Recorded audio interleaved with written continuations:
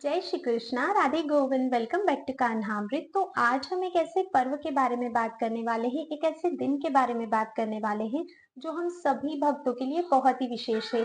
जो भी भक्ति में आगे बढ़ना चाहते हैं, राधा गोविंद के चरणों की प्रेमा भक्ति पाना चाहते हैं, उन सभी के लिए ये दिन बहुत ही महत्वपूर्ण और विशेष है। तो हम बात कर रहे हैं गुरु पूर्णिमा पर्व की, जो कि आषाढ़ शुक्ल पूर्णिमा के दिन आता है। शास्त्रों में कहा गया है, गुरुर्ब्रह्मा गुरुर्विष्णु गुरुर्देवो महेश्वरा गुरुर्साक्षात् परब्रह्म तस्मै श्री गुरुवे नमः। अगर मैं श्लोक के अर्थ की बात करूं तो इसका अर्थ है कि गुरु ही ब्रह्मा विष्णु महेश है। गुरु जो है वो पर ब्रह्म है और ऐसे ही सदगुरुदेव को मैं प्रणाम करता हूँ। तो आइए जानते हैं गुरु पूर्णिमा के महत्व के बारे में। ये दिन इतना विशेष क्यों है, इस दिन क्या किया जाता है और पुराणों में इसकी क्या कथा आती है, इन सभी के बारे में विस्तार से जानेंगे। तो अगर आप हमारे चैनल पर नए हो तो चैनल को सब्सक्राइब करके बेल आइकन प्रेस कर देना, और अगर वीडियो पसंद आती है तो लाइक शेयर करना बिल्कुल ना भूले, और कमेंट जरूर करके बताइएगा कि आप गुरु पूर्णिमा पर अपने गुरुदेव के लिए क्या करने वाले हो। तो आइए बिना देर किए स्टार्ट करते हैं। तो गुरु पूर्णिमा के दिन श्री व्यास देव मुनि जी का जन्म दिवस रहता है, इसीलिए इसे व्यास जयंती या फिर व्यास पूर्णिमा भी कहा जाता है। और इसी दिन सनातन गोस्वामी का तिरुभाव महोत्सव रहता है। तो आइए मैं बहुत ही संक्षेप में आपको श्री व्यास देव जी के जन्म की कथा श्रवण करवाती हूँ। एक बार की बात है, ऋषि पाराशर तीर्थाटन कर रहे थे और तीर्थाटन करते करते वे ब्रिज वृंदावन आ पहुंचते हैं, यमुना नदी के तट पर।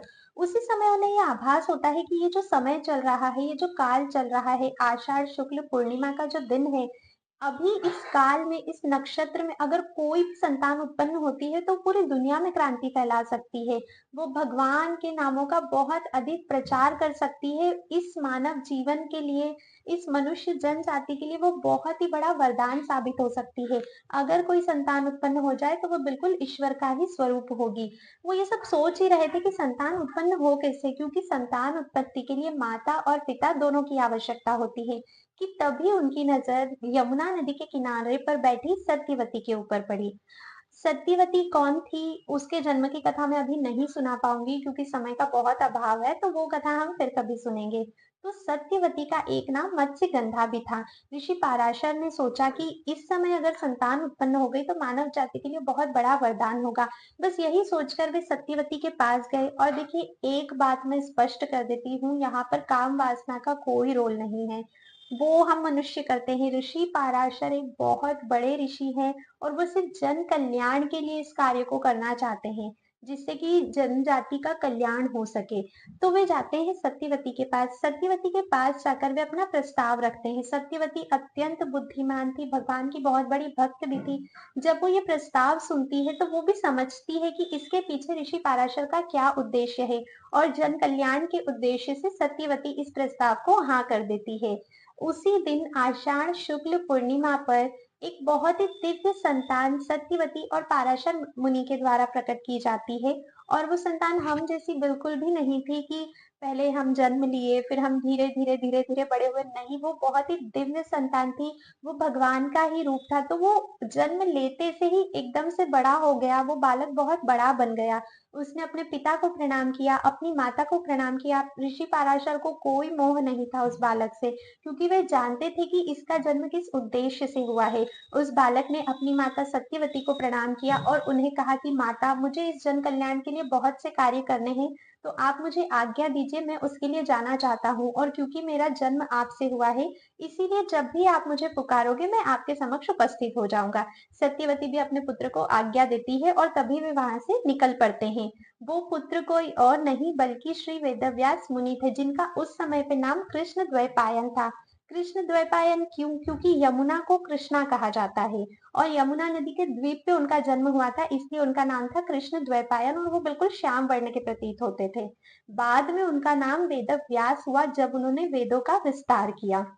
तो देखिए, अगर आप भी भक्ति में आगे बढ़ना चाहते हो, इस 84 लाख योनियों के बंधन से मुक्त होना चाहते हो, काम क्रोध लोभ मोह इन सभी से ऊपर उठना चाहते हो, तो आपको भी एक प्रामाणिक गुरु की आवश्यकता है। अति अति आवश्यकता है। यहाँ पर कुछ समझदार लोग ये कहते हैं कि गुरु की क्या आवश्यकता है, हमने तो भगवान श्री कृष्ण को ही अपना गुरु मान रखा है। ठीक है, मानिए आपकी बात। कृष्णं वंदे जगत गुरु, श्री कृष्ण जगत के गुरु हैं, क्योंकि सारा ज्ञान श्री कृष्ण से ही प्रकट हुआ है। लेकिन आप एक बात समझिए कि श्री कृष्ण के पास जितना भी ज्ञान है वो सभी स्मृतियों में है। तो क्या आप भगवान श्री कृष्ण की स्मृति को समझ सकते हो? क्या आप भगवान श्री कृष्ण की स्मृति को समझकर उन तक पहुंच सकते हो? नहीं।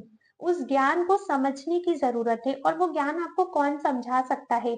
जो भगवान के जैसा हो, जो भगवान की स्मृति को समझ सकता है, और वो है ऋषि वेदव्यास। तो वेदव्यास मुनि हैं जिन्होंने भगवान की स्मृति को समझा, उनकी स्मृति में जितना भी ज्ञान था उन्हें वेदों में विस्तार किया। तो राधा गोविंद के चरणों की प्रेमा भक्ति पाने के लिए, भक्ति में अग्रसर होने के लिए एक प्रामाणिक गुरु की अत्यंत आवश्यकता है। आपको पता है, द्वापर युग तक जितना भी ज्ञान था वो सभी स्मृतियों में हुआ करता था। जितने भी शिष्य होते थे वे सभी गुरुकुल जाकर शिक्षा ग्रहण करते थे, दीक्षा लिया करते थे, और गुरुकुल में गुरुदेव उन्हें कैसे शिक्षा देते थे, जो भी शिक्षा दी जाती थी वो सभी उन शिष्यों की स्मृति में बैठ जाया करती थी। कोई भी कुछ लिखता नहीं था, क्योंकि उस समय लोगों की स्मृति शक्ति इतनी ज्यादा प्रबल थी कि उन्हें कुछ भी लिखने की जरूरत ही नहीं पड़ती थी। वे बस एक बार सुनते थे, दो बार सुनते थे, और उनके माइंड में, उनकी स्मृति में वो चीज फीड हो जाती थी। आज की तरह बिल्कुल भी नहीं था। हमें तो ये भी नहीं पता होता कि हमने 2 दिन पहले भोजन क्या किया था, या फिर हम एक पर्टिकुलर टाइम पर क्या कर रहे थे। तो द्वापर युग तक, मतलब सतयुग, त्रेता, द्वापर तक लोगों की स्मृति बहुत ज्यादा प्रबल हुआ करती थी। लेकिन वेदव्यास जी का जन्म कब का है? द्वापर काल का है। लेकिन जब वेदव्यास मुनि ने ये भापा कि कलयुग में जो जीव रहेंगे उनकी स्मृति शक्ति बहुत ही कमजोर रहेगी, उन्हें कुछ भी याद नहीं रहेगा, वे इन स्मृतियों में कहे गए जो भी ज्ञान है, जो भी वेद है, इनको नहीं समझ पाएंगे, तब वो बहुत अधिक परेशान हो गए। और हम मानव जीवन के कल्याण के लिए, हम पर कृपा करने के लिए उन्होंने सोचा कि इन वेदों को, या ये जो स्मृति में ज्ञान है, इसे मुझे लिपिबद्ध करना होगा, ताकि कलयुगी जीव इसे पढ़ सके, इसे समझ सके और अपने जीवन का उद्धार कर सके। तभी उन्होंने निश्चय किया, और उन्होंने जितना भी स्मृतियों में ज्ञान था उस सभी को लिपिबद्ध करना शुरू किया, पत्तों पर लिखना शुरू किया। आप कभी भी देखिएगा, जब भी आप व्यास देव जी की पिक्चर देखोगे, आई मीन उनकी तस्वीर, उनकी फोटो देखोगे, वो आपको हमेशा लिखते हुए ही मिलेंगे, क्योंकि जो व्यास देव जी ने हम मनुष्य जनजाति को दिया है, हम कलयुगी जीव को दिया है, वो बहुत दुर्लभ है, वो कोई हमें नहीं दे सकता। तो उन्होंने सभी को लिखना शुरू किया। तो पहले क्या था, स्मृतियों में सिर्फ एक ही वेद था, लेकिन वेदव्यास जी ने सोचा कि इस विशाल, आई मीन वो वेद ऐसा था कि हम कभी उसको नहीं समझ सकते। अगर व्यास देव जी उसको लिपिबद्ध भी कर देते तो भी कलयुग का कोई भी जीव उसको नहीं समझ पाता, मतलब समझने में पूरी उम्र बीत जाती। तो व्यास देव जी ने उसे 4 वेदों में विभाजित किया। कौन कौन से हैं वो? ऋग्वेद, यजुर्वेद, सामवेद और अथर्ववेद। चारों वेदों की रचना करने के बाद भी उनको संतुष्टि नहीं मिली। उन्हें लगा कि कलयुगी जीव इसे भी नहीं समझ पाएंगे, क्योंकि उनमें बुद्धि भी कम होगी, स्मरण शक्ति तो वैसे ही कम होगी, आयु कलयुग में बहुत कम हो जाएगी। तो उनको नहीं शांति मिली। फिर उन्होंने 1 लाख श्लोक रचित महाभारत का विस्तार किया। तो वेदव्यास जी को महाभारत लिखने के बाद भी संतुष्टि नहीं मिली। फिर उन्होंने 108 उपनिषदों की रचना की। इन 108 उपनिषदों में आप मान के चलो, ये जो वेद हैं, ये जो उपनिषद है, इनके एक श्लोक को समझने में, लिखने की तो बात आप छोड़ ही दो, सिर्फ समझने में हमारा पूरा जीवन बीत जाएगा। वेदव्यास जी को फिर भी संतुष्टि नहीं मिली। उन्हें लगा कि इससे भी हम जीवों का उद्धार नहीं हो पाएगा।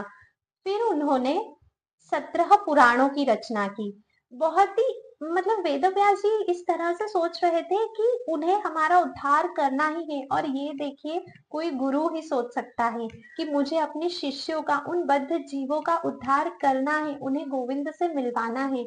तो वेदव्यास जी बहुत परेशान रहते थे, वो बहुत ही असंतुष्ट रहते थे। उन्होंने वेदों की रचना की, उपनिषद की रचना की, महाभारत, 17 पुराणों की रचना की, उसके बाद भी उनका मन अशांत था। एक बार वे एकांत में बैठे हुए थे, तभी नारद मुनि आते हैं, और ये कथा हमें श्रीमद् भागवत में मिलती है। तभी नारद मुनि आते हैं, और नारद मुनि उनसे उनकी चिंता का कारण पूछते हैं। वैसे तो नारद मुनि सब जानते थे, लेकिन फिर भी वे व्यास देव जी से पूछते हैं। व्यास देव जी उन्हें सभी कुछ विस्तार से बताते हैं। तभी नारद मुनि उन्हें कहते हैं कि देखिए, आपने सभी कुछ लिखा, आपने वेदों की रचना की, उपनिषद की रचना की, पुराणों, महाभारत सभी की रचना की, लेकिन आपने इन किसी भी ग्रंथ में, इस किसी भी शास्त्र में भगवान श्री कृष्ण की लीलाओं को नहीं बताया। और कोई भी शास्त्र जिसमें भगवान की लीलाओं का गायन नहीं है, भगवान की क्रियाओं का चिंतन नहीं है, भगवान के नाम, गुण, लीला, रूप का चिंतन नहीं है, उसके बारे में विख्यात से बताया नहीं गया है, तो आपका मन तो अशांत ही रहेगा। आपको भगवान श्री कृष्ण के बारे में लिखना चाहिए, उनकी लीलाओं के बारे में लिखना चाहिए, तब जाकर आपका मन शांत होगा। नारद मुनि की बात सुनकर व्यास देव जी के मन को एक, कहते हैं ना, एक अलग सी लहर जग गई उनके मन में, और वो वहीं से एकदम एकांत में चले गए। एकांत में जाकर उन्होंने अपने नेत्र बंद किए, और जैसे ही व्यास मुनि ने अपने नेत्र बंद किए, उन्हें समाधि लग गई। आजकल की तरह नहीं, आजकल तो हमें समाधि लगी नहीं सकती है, मतलब कितनी भी कोशिश कर लो समाधि नहीं लगती है, लेकिन क्योंकि उनकी भक्ति इतनी प्रबल थी, उनका चिंतन इतना प्रबल था कि आंख बंद करते ही उनको समाधि लग गई। अब जैसे ही उनको समाधि लगी, तो समाधि में उन्होंने क्या देखा? उन्होंने किसी ब्रह्म स्वरूप का दर्शन नहीं किया, बल्कि उन्हें साक्षात भगवान श्री कृष्ण, श्री राधा के साथ बांसुरी बजाते हुए दिखाई दिए। जैसे ही उन्होंने ये दर्शन किया, उनके मन में एक और प्रश्न आया कि मुझे भगवान की लीलाओं को लिखना है, किंतु कैसे? मतलब उसके लिए उन्हें उन सभी लीलाओं का ज्ञान होना चाहिए। तभी भगवान श्री राधा कृष्ण की कृपा से व्यास मुनि को भगवान की हर एक लीला का दर्शन होने लगा। अब क्योंकि व्यास देव जी समाधि में थे, तो वो लेखन तो नहीं कर सकते थे, क्योंकि समाधि में कोई कैसे लिख पाएगा। तभी श्री गणेश जी आए, और व्यास देव जी जो भी लीला देख रहे थे, वो उसका चिंतन करते रहे और उसे बोलते रहे। और इधर व्यास मुनि बोलते जा रहे थे, और इधर हमारे सबके प्यारे श्री गणेश जी उन श्लोकों को लिखते जा रहे थे। तो इस तरह से करते करते श्रीमद् भागवत का निर्माण हुआ, श्रीमद् भागवत की रचना हुई। और ये श्रीमद् भागवत हम सभी जीवों के लिए श्री व्यास देव जी की तरफ से एक बहुत बड़ा गिफ्ट है। इसका ऋण हम कभी नहीं चुका सकते। सूत जी कहते हैं कि कोई भी मनुष्य जो श्रीमद् भागवत को केवल सुनता है, सुनने के बाद नहीं, अगर वो सुन भी रहा है, तो उसे भगवान के चरणों की प्रेमा भक्ति प्राप्त होती है। तो व्यास मुनि ने जब श्रीमद् भागवत की रचना की, उसके बाद उनका मन एकदम से शांत हो गया, क्योंकि उसमें भगवान श्री कृष्ण के बारे में बताया गया था, उनकी लीलाओं के बारे में बताया गया था। तो यहाँ पर जाकर श्री व्यास देव जी की जो रचनाएं थी, जो उनका लेखन का कार्य था, वो सभी समाप्त हुआ, और हमें हमारा 18वां पुराण मिला, जो कि है श्रीमद् भागवतम। जीवन में एक गुरु का होना उतना ही इम्पोर्टेंट है, जितना कि एक बालक के जीवन में उसकी माँ की अहमियत है, जो अपने बच्चे को पास में बैठा कर अच्छा बुरा सिखा सकती है, बुरे समय में उसको बचा सकती है, संभाल सकती है। तो एक सदगुरु देव ही है जो हमें इस अंधकार से निकाल कर उस प्रकाश में लेकर जा सकते हैं, जहां पर हमें श्री राधा गोविंद के दर्शन हो सकते हैं। आ रही है गुरु पूर्णिमा, तो गुरु पूर्णिमा पर अपने गुरु, अगर आप गुरु बना चुके हैं, तो अपने गुरु के प्रति कृतज्ञता व्यक्त कीजिए, उनके दिखाए गए मार्ग पर चलने का संकल्प लीजिए, और अपने गुरु की हर आज्ञा का पालन कीजिए, क्योंकि वो गुरुदेव ही है जो आपको गोविंद से मिला सकते हैं। अपने गुरु के प्रति सच्ची निष्ठा रखनी होगी आपको। ये मान लेना होगा कि मेरे सदगुरु देव ही हैं जो मेरे जीवन का उद्धार कर सकते हैं, मुझे उनके चरण बिल्कुल भी नहीं छोड़ने हैं। अपने गुरु के चरणों को ना एकदम कस के पकड़ लीजिए, मतलब ये ठान लीजिए कि मुझे ये चरण कभी नहीं छोड़ने हैं, जब तक मुझे राधा गोविंद के चरणों की प्राप्ति नहीं हो जाती। और देखिएगा, जब आप अपने गुरु के प्रति सच्ची श्रद्धा, निष्ठा, समर्पण और शरणागति रखेंगे, कैसे वो हाथ पकड़कर आपको राधा गोविंद से मिलवा देंगे। और राधा गोविंद भी उसी को अपनाते हैं जो अपने गुरु का सच्चा भक्त होता है।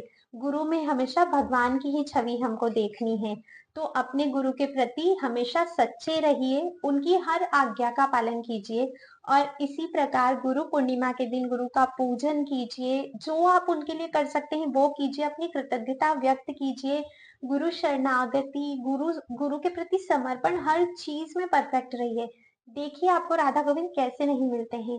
गुरु के प्रति अगर आप पूर्ण समर्पित हो, गुरु की आज्ञा का पालन कर रहे हो, गुरु के दिए आदेशों का पालन कर रहे हो दृढ़ता के साथ, तो यकीन मानिए गुरुदेव आपको हर मुश्किल से निकाल लेंगे, और एक दिन वो आपको हाथ पकड़कर राधा गोविंद के समीप ले जाएंगे, और तब राधा कृष्ण, भगवान श्री राधा कृष्ण भी आपको जरूर जरूर अपनाएंगे, क्योंकि बिना गुरु के गति नहीं है। आप सोचे कि आप स्वयं ही राधा गोविंद तक पहुंच जाएंगे, कितना ही कुछ कर लो, कितना ही कुछ कर लो, कुछ नहीं होगा। राधा गोविंद आपको कभी नहीं अपनाएंगे जब तक आपके गुरु नहीं होंगे, गुरु के प्रति सच्ची निष्ठा और भक्ति नहीं होगी। एक शिष्य क्या करता है, एक शिष्य का क्या कार्य होता है?